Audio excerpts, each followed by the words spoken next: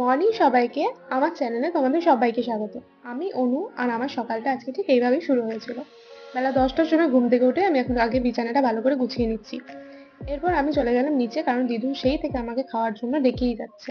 তাই তাড়াতাড়ি নিচে গিয়ে আগে ব্রাশ করে মুখটা ধুয়ে নিলাম।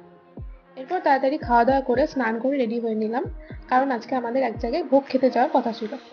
তো চলে এলাম এখানেই আমাদের আজকে ভোগ খেতে যাওয়ার কথা। এটা হচ্ছে আমাদের এখানকার কাউকালীশ্বর কালীবাড়ি, খুব ফেমাস। তারপর এই যে আমরা দুজন আইসক্রিম খেয়ে নিলাম, আইসক্রিম খেয়ে বেরিয়ে পড়লাম।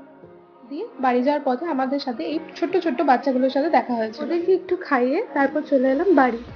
বাড়ি এসে একটু শোয়ার চেষ্টা করলাম, কিন্তু দেখলাম না, ঘুম আমার আসবে না। তারপর একটু ছাদে ঘোরাঘুরি করতে চলে এলাম বিকেল দিকে। সন্ধ্যাবেলায় বোনকে নিয়ে ফুচকা খেতে গেলাম। ও আজকে এইচএস দিয়েই ফিরেছে, তাই ওরও ফুচকা খেতে যাওয়ার ইচ্ছে করছিল। তারপর ওর কথাটা আগে শুনে নাও। কষ্ট হচ্ছে, তাও পড়ছি, জানি না কি হবে। টাইমের জন্য তো 5 নম্বর ছেড়ে এসেছি বাংলায়। এবার দেখা যায় ইংলিশটা কি হয়।